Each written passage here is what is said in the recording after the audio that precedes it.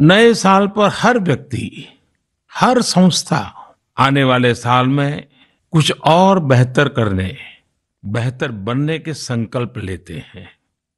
पिछले 7 सालों से हमारी ये मन की बात भी व्यक्ति की, समाज की, देश की अच्छाइयों को उजागर कर और अच्छा करने और अच्छा बनने की प्रेरणा देती आई है। इन 7 वर्षों में मन की बात करते हुए मैं सरकार की उपलब्धियों पर भी चर्चा कर सकता था। आपको भी अच्छा लगता, आपने भी सराहा होता। लेकिन ये मेरा दशकों का अनुभव है कि मीडिया की चमक दमक से दूर, अखबारों की सुर्खियों से दूर कोटि कोटि लोग हैं जो बहुत कुछ अच्छा कर रहे हैं। वो देश के आने वाले कल के लिए अपना आज खपा रहे हैं। वो देश की आने वाली पीढ़ियों के लिए अपने प्रयासों पर आज जी जान से जुटे रहते हैं। ऐसे लोगों की बात बहुत सुकून देती है, गहरी प्रेरणा देती है।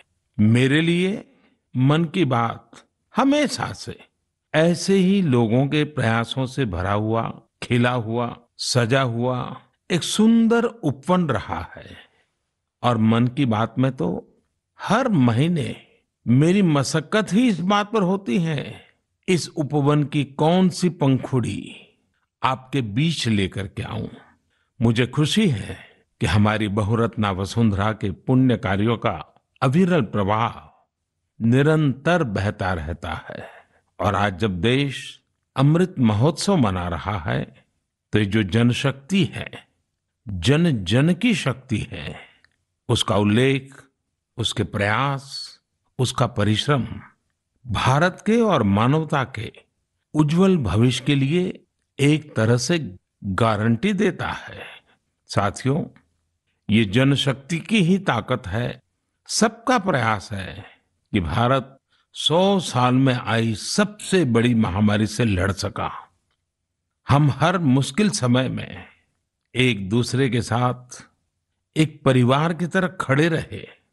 अपने मोहल्ले या शहर में किसी की मदद करना हो, जिससे जो बना उससे ज्यादा करने की कोशिश की। आज विश्व में वैक्सीनेशन के जो आंकड़े हैं, उनकी तुलना भारत से करें तो लगता है कि देश ने कितना अभूतपूर्व काम किया है, कितना बड़ा लक्ष्य हासिल किया है। वैक्सीन की 140 करोड़ डोज के पड़ाव को पार करना प्रत्येक भारतवासी की अपनी उपलब्धि है। ये प्रत्येक भारतीय का व्यवस्था पर भरोसा दिखाता है, विज्ञान पर भरोसा दिखाता है, वैज्ञानिकों पर भरोसा दिखाता है और समाज के प्रति अपने दायित्वों को निभा रहे हम भारतीयों की इच्छा शक्ति का प्रमाण भी है। लेकिन साथियों, हमें ये भी ध्यान रखना है कि कोरोना का एक नया वेरिएंट दस्तक दे चुका है। पिछले 2 वर्षों का हमारा अनुभव है कि इस वैश्विक महामारी को परास्त करने के लिए एक नागरिक के तौर पर हमारा खुद का प्रयास बहुत महत्वपूर्ण है। ये जो नया ओमिक्रॉन वेरिएंट आया है, उसका अध्ययन हमारे वैज्ञानिक लगातार कर रहे हैं। हर रोज नया डेटा उन्हें मिल रहा है, उनके सुझावों पर काम हो रहा है। ऐसे में स्वयं की सजगता, स्वयं का अनुशासन कोरोना के इस वेरिएंट के खिलाफ देश की बहुत बड़ी शक्ति है। हमारी सामूहिक शक्ति ही कोरोना को परास्त करेगी। इसी दायित्व बोध के साथ हमें 2022 में प्रवेश करना है। मेरे प्यारे देशवासियों, महाभारत के युद्ध के समय भगवान श्री कृष्ण ने अर्जुन को कहा था, नभः स्पृशम दीप्तम, यानी गर्व के साथ आकाश को छूना। ये भारतीय वायुसेना का आदर्श वाक्य भी है। मां भारती की सेवा में लगे अनेक जीवन आकाश की इन बुलंदियों को रोज गर्व से छूते हैं, हमें बहुत कुछ सिखाते हैं। ऐसा ही एक जीवन रहा ग्रुप कैप्टन वरुण सिंह का। वरुण सिंह उस हेलीकॉप्टर को उड़ा रहे थे जो इस महीने तमिलनाडु में हादसे का शिकार हो गया। उस हादसे में हमने देश के पहले सीडीएस जनरल बिपिन रावत और उनकी पत्नी समेत कई वीरों को खो दिया। वरुण सिंह भी मौत से कई दिन तक जाबाजी से लड़े, लेकिन फिर वो भी हमें छोड़कर चले गए। वरुण जब अस्पताल में थे, उस समय मैंने सोशल मीडिया पर कुछ ऐसा देखा जो मेरे हृदय को छू गया। इस साल अगस्त में ही उन्हें शौर्य चक्र दिया गया था। इस सम्मान के बाद उन्होंने अपने स्कूल के प्रिंसिपल को एक चिट्ठी लिखी थी। इस चिट्ठी को पढ़कर मेरे मन में पहला विचार यही आया कि सफलता के शीर्ष पर पहुंचकर भी वे जड़ों को सींचना नहीं भूले। दूसरा कि जब उनके पास सेलिब्रेट करने का समय था तो उन्होंने आने वाली पीढ़ियों की चिंता की। वो चाहते थे कि जिस स्कूल में वो पढ़े वहां के विद्यार्थियों की जिंदगी भी एक सेलिब्रेशन बने। अपने पत्र में वरुण सिंह जी ने अपने पराक्रम का बखान नहीं किया, बल्कि अपनी असफलताओं की बात की। कैसे उन्होंने अपनी कमियों को काबिलियत में बदला, इसकी बात की। इस पत्र में एक जगह उन्होंने लिखा है, it is okay to be mediocre, not everyone will excel at school and not everyone will be able to score in the 90s. If you do, it is an amazing achievement and must be applauded. However, if you don't think that you are meant to be mediocre. You may be mediocre in school, but it is by no means a measure of things to come in life. Find your calling. It could be art, music, graphic design, literature, etc. Whatever you work towards, be dedicated, do your best. Never go to bed thinking, I could have put in more efforts. साथियों, औसत से असाधारण बनने का उन्होंने जो मंत्र दिया है, वो भी उतना ही महत्वपूर्ण है। इसी पत्र में वरुण सिंह ने लिखा है, never lose hope, never think that you cannot be good at what you want to be. It will not come easy. It will take sacrifice of time and comfort. I was mediocre and today I have reached difficult milestone in my career. Do not think that 12th board marks decide what you are capable of achieving in life. Believe in yourself and work towards it. Varun ने लिखा था कि अगर वो एक भी student को प्रेरणा दे सके तो ये भी बहुत होगा। लेकिन आज मैं कहना चाहूंगा, उन्होंने पूरे देश को प्रेरित किया है।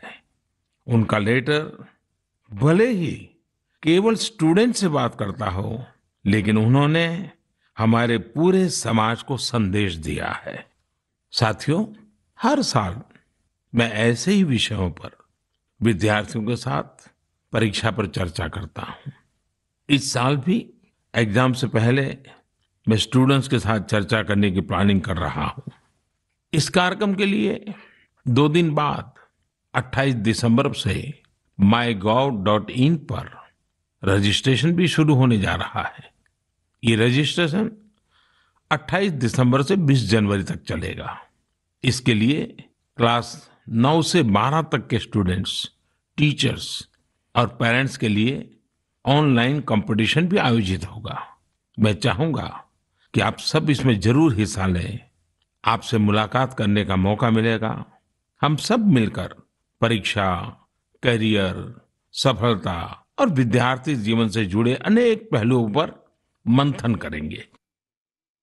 मेरे प्यारे देशवासियों, मन की बात में अब मैं आपको कुछ सुनाने जा रहा हूं जो सरहद के पार कहीं बहुत दूर से आई है। ये आपको आनंदित भी करेंगी और हैरान भी कर देंगी। वंदे मातरम, वंदे मातरम,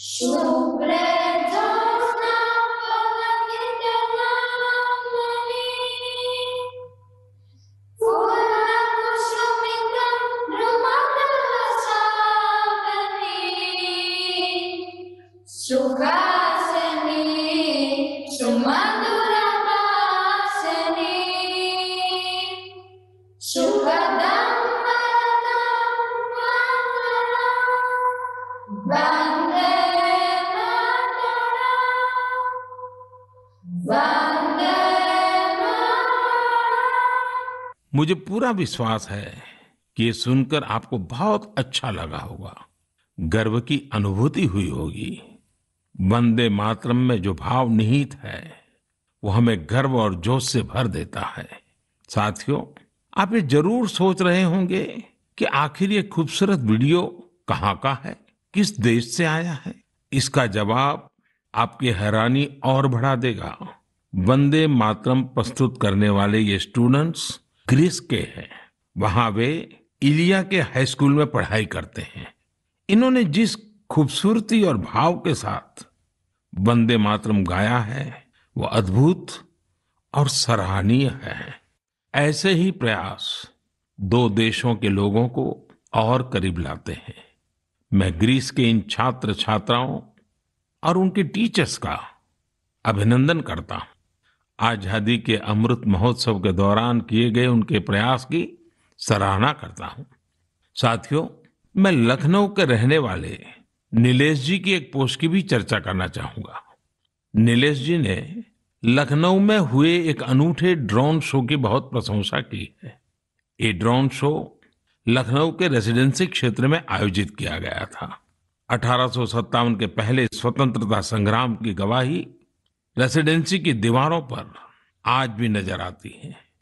रेसिडेंसी में हुए ड्रोन शो में भारतीय स्वतंत्रता संग्राम के अलग अलग पहलुओं को जीवंत बनाया गया। चाहे चौरी चौरा आंदोलन हो, काकोरी ट्रेन की घटना हो या फिर नेताजी सुभाष बाबू का अदम्य साहस और पराक्रम, इस ड्रोन शो ने सबका दिल जीत लिया।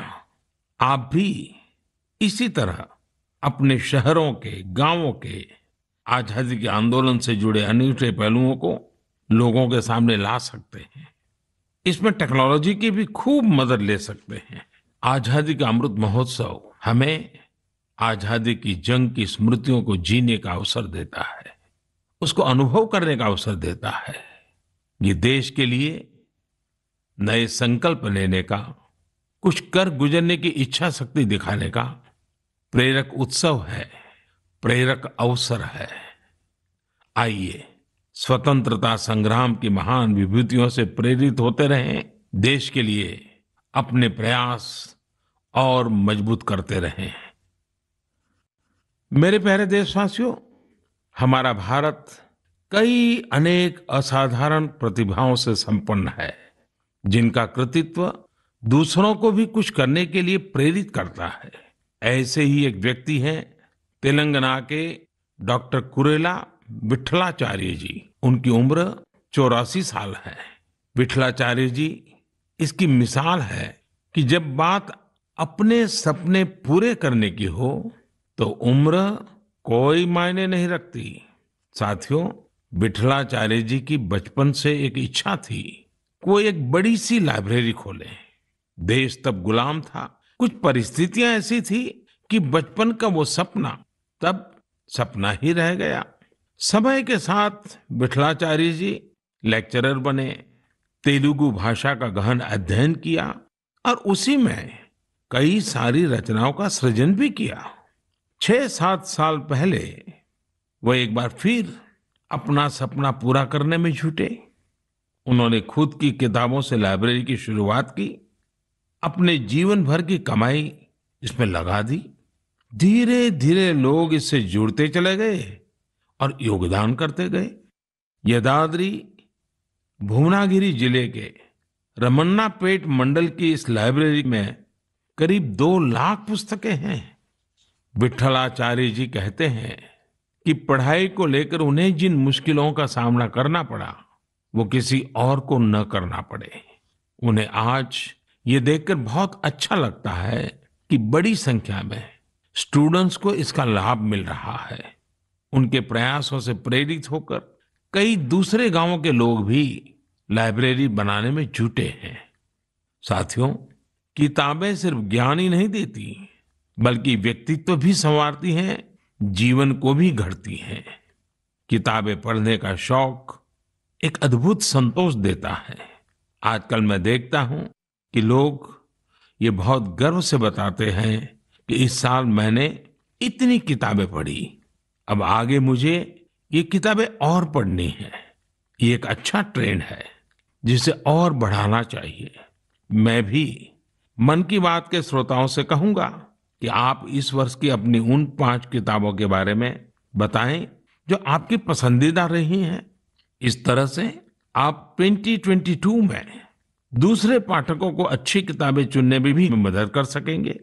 ऐसे समय में जब हमारा स्क्रीन टाइम बढ़ रहा है, बुक रीडिंग अधिक से अधिक पॉपुलर बने, इसके लिए भी हमें मिलकर प्रयास करना होगा।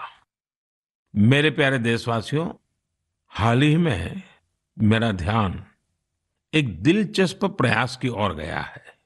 ये कोशिश हमारे प्राचीन ग्रंथों और सांस्कृतिक मूल्यों को भारत ही नहीं बल्कि दुनिया भर में लोकप्रिय बनाने की है। पुणे में भंडारकर ओरिएंटल रिसर्च इंस्टीट्यूट नाम का एक सेंटर है। इस संस्थान ने दूसरे देशों के लोगों को महाभारत के महत्व से परिचित कराने के लिए ऑनलाइन कोर्स शुरू किया है। आप ये जानकर हैरान रह जाएंगे कि ये कोर्स भले अभी शुरू किया गया है, लेकिन इसमें जो कंटेंट पढ़ाया जाता है उसे तैयार करने की शुरुआत 100 साल से भी पहले हुई थी। जब इंस्टीट्यूट ने इससे जुड़ा कोर्स शुरू किया तो उसे जबरदस्त रिस्पांस मिला। मैं इस शानदार पहल की चर्चा इसलिए कर रहा हूं ताकि लोगों को पता चले कि हमारी परंपरा के विभिन्न पहलुओं को किस प्रकार मॉडर्न तरीके से प्रस्तुत किया जा रहा है। 7 समंदर पार बैठे लोगों तक इसका लाभ कैसे पहुंचे, इसके लिए भी इनोवेटिव तरीके अपनाए जा रहे हैं। साथियों, आज दुनिया भर में भारतीय संस्कृति के बारे में जानने को लेकर दिलचस्पी बढ़ रही है। अलग अलग देशों के लोग न सिर्फ हमारी संस्कृति के बारे में जानने के लिए उत्सुक हैं, बल्कि उसे बढ़ाने में भी मदद कर रहे हैं। ऐसे ही एक व्यक्ति हैं सर्बियन स्कॉलर डॉक्टर मोमिर निकिच। इन्होंने एक बाइलिंगुअल संस्कृत सर्बियन डिक्शनरी तैयार की है।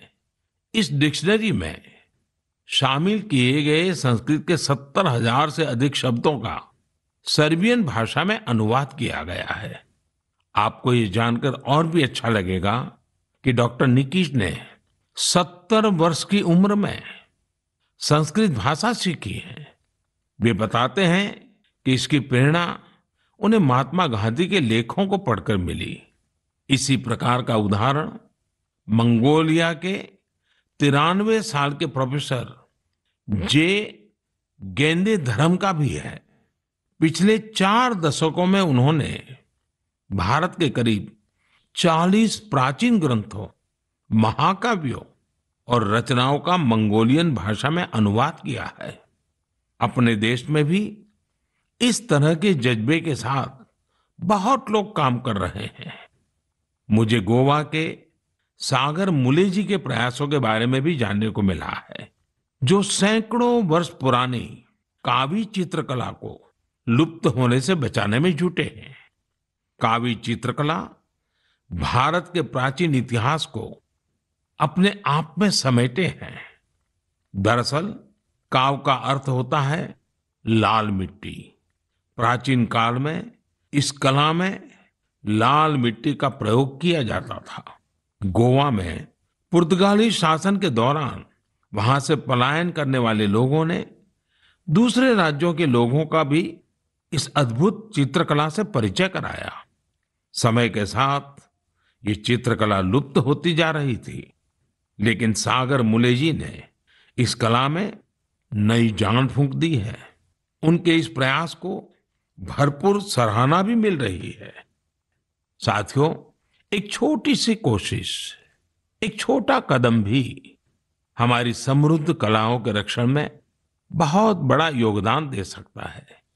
अगर हमारे देश के लोग ठान लें तो देश भर में हमारी प्राचीन कलाओं को सजाने, संवारने और बचाने का जज्बा एक जन आंदोलन का रूप ले सकता है। मैंने यहाँ कुछ ही प्रयासों के बारे में बात की है। देश भर में इस तरह के अनेक प्रयास हो रहे हैं। आप उनकी जानकारी नमो ऐप के जरिए मुझ तक जरूर पहुंचाएं। मेरे प्यारे देशवासियों, अरुणाचल प्रदेश के लोगों ने साल भर से एक अनूठा अभियान चला रखा है और उसे नाम दिया है Arunachal Pradesh air gun surrender अभियान। इस अभियान में लोग स्वेच्छा से अपनी एयर गन सरेंडर कर रहे हैं। जानते हैं क्यों? ताकि अरुणाचल प्रदेश में पक्षियों का अंधाधुंध शिकार रुक सके। साथियों, अरुणाचल प्रदेश पक्षियों की 500 से भी अधिक प्रजातियों का घर है। इनमें कुछ ऐसी देसी प्रजातियां भी शामिल हैं जो दुनिया में कहीं और नहीं पाई जाती हैं। लेकिन धीरे धीरे अब जंगलों में पक्षियों की संख्या में कमी आने लगी है। इसे सुधारने के लिए ही अब ये एयरगन सरेंडर अभियान चल रहा है। पिछले कुछ महीनों में पहाड़ से मैदानी इलाकों तक, एक कम्युनिटी से लेकर दूसरी कम्युनिटी तक, राज्य में हर तरफ लोगों ने इसे खुले दिल से अपनाया है। अरुणाचल के लोग अपनी मर्जी से अब तक 1600 से ज्यादा एयरगन सरेंडर कर चुके हैं। मैं अरुणाचल के लोगों की इसके लिए प्रशंसा करता हूं, उनका अभिनंदन करता हूं। मेरे प्यारे देशवासियों, आप सभी की ओर से 2022 से जुड़े बहुत सारे संदेश और सुझाव आए हैं। एक विषय हर बार की तरह अधिकांश लोगों के संदेशों में है। ये है स्वच्छता और स्वच्छ भारत का। स्वच्छता का ये संकल्प अनुशासन से, सजगता से और समर्पण से ही पूरा होगा। हम एनसीसी कैडेट द्वारा शुरू किए गए पुनीत सागर अभियान में भी इसकी झलक देख सकते हैं। इस अभियान में 30,000 से अधिक एनसीसी कैडेट शामिल हुए। एनसीसी के इन कैडेट्स ने बीचेस पर सफाई की, वहां से प्लास्टिक कचरा हटाकर उसे रिसाइकलिंग के लिए इकट्ठा किया। हमारे बीचेस, हमारे पहाड़, ये हमारे घूमने लायक तभी होते हैं जब वहां साफ सफाई हो। बहुत से लोग किसी जगह जाने का सपना जिंदगी भर देखते हैं, लेकिन जब वहां जाते हैं तो जाने अनजाने कचरा भी फैला आते हैं। ये हर देशवासी की जिम्मेदारी है कि जो जगह हमें इतनी खुशी देती है, हम उन्हें अस्वच्छ न करें। साथियों, मुझे साफ वाटर नाम से एक स्टार्टअप के बारे में पता चला है, जिसे कुछ युवाओं ने शुरू किया है। ये आर्टिफिशियल इंटेलिजेंस और इंटरनेट ऑफ थिंग्स की मदद से लोगों को उनके इलाके में पानी की शुद्धता और क्वालिटी से जुड़ी जानकारी देगा। ये स्वच्छता का ही तो एक अगला चरण है। लोगों के स्वच्छ और स्वस्थ भविष्य के लिए इस स्टार्टअप की अहमियत को देखते हुए इसे एक ग्लोबल अवार्ड भी मिला है। साथियों, एक कदम स्वच्छता की ओर इस प्रयास में संस्थाएं हो या सरकार, सभी की महत्वपूर्ण भूमिका है। आप सब जानते हैं कि पहले सरकारी दफ्तरों में पुरानी फाइलों और कागजों का कितना ढेर रहता था। जब से सरकार ने पुराने तौर तरीकों को बदलना शुरू किया है, ये फाइल्स और कागज के ढेर डिजिटाइज होकर कंप्यूटर के फोल्डर में समाते जा रहे हैं। जितना पुराना और पेंडिंग मटेरियल है, उसे हटाने के लिए मंत्रालयों और विभागों में विशेष अभियान भी चलाए जा रहे हैं। इस अभियान से कुछ बड़ी ही इंटरेस्टिंग चीजें हुई हैं। डिपार्टमेंट ऑफ पोस्ट में जब ये सफाई अभियान चला तो वहां का जंकयार्ड पूरी तरह खाली हो गया। अब इस जंकयार्ड को कोर्टयार्ड और कैफेटेरिया में बदल दिया गया है। एक और जंकयार्ड टू व्हीलर्स के लिए पार्किंग स्पेस बना लिया गया है। इसी तरह पर्यावरण मंत्रालय ने अपनी खाली हुए जंकयार्ड को वेलनेस सेंटर में बदल दिया। शहरी कार्य मंत्रालय ने तो एक स्वच्छ एटीएम भी लगाया है। इसका उद्देश्य है कि लोग कचरा दें और बदले में कैश लेकर जाएं। सिविल एविएशन मिनिस्ट्री के विभागों ने पेड़ों से गिरने वाली सूखी पत्तियों और जैविक कचरे से जैविक कंपोस्ट खाद बनाना शुरू किया है। ये विभाग वेस्ट पेपर से स्टेशनरी भी बनाने का काम कर रहे हैं। हमारे सरकारी विभाग भी स्वच्छता जैसे विषय पर इतने इनोवेटिव हो सकते हैं। कुछ साल पहले तक किसी को इसका भरोसा भी नहीं होता था, लेकिन आज ये व्यवस्था का हिस्सा बनता जा रहा है। यही तो देश की नई सोच है, जिसका नेतृत्व सारे देशवासी मिलकर कर रहे हैं। मेरे प्यारे देशवासियों, मन की बात में इस बार भी हमने ढेर सारे विषयों पर बात की।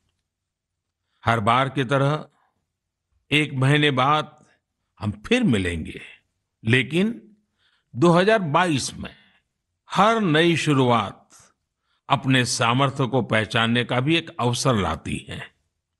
जिन लक्ष्यों की पहले हम कल्पना भी नहीं करते थे, आज देश उनके लिए प्रयास कर रहा है।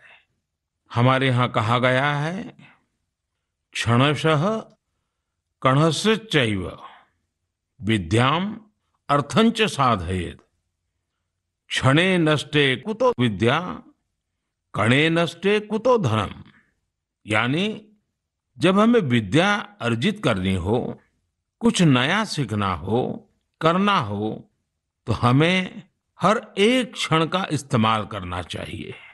और जब हमें धन अर्जन करना हो, यानी उन्नति प्रगति करनी हो, तो हर एक कण का यानी हर संसाधन का समुचित इस्तेमाल करना चाहिए। क्योंकि क्षण के नष्ट होने से विद्या और ज्ञान चला जाता है, और कण के नष्ट होने से धन और प्रगति के रास्ते बंद हो जाते हैं। ये बात हम सब देशवासियों के लिए प्रेरणा है। हमें कितना कुछ सीखना है, नए नए इनोवेशंस करने हैं, नए नए लक्ष्य हासिल करने हैं। इसलिए हमें एक क्षण गंवाए बिना लगना होगा। हमें देश को विकास की नई ऊंचाई पर लेकर जाना है। इसलिए हमें अपने हर संसाधन का पूरा इस्तेमाल करना होगा। ये एक तरह से आत्मनिर्भर भारत का भी मंत्र है, क्योंकि हम जब अपने संसाधनों का सही इस्तेमाल करेंगे, उन्हें व्यर्थ नहीं होने देंगे, तभी तो हम लोकल की ताकत पहचानेंगे, तभी तो देश आत्मनिर्भर होगा। इसलिए आइए हम अपना संकल्प दोहराएं कि बड़ा सोचेंगे, बड़े सपने देखेंगे और उन्हें पूरा करने के लिए जी जान लगा देंगे। और हमारे सपने केवल हम तक ही सीमित नहीं होंगे। हमारे सपने ऐसे होंगे जिनसे हमारे समाज और देश का विकास जुड़ा हो। हमारी प्रगति से देश की प्रगति के रास्ते खुले।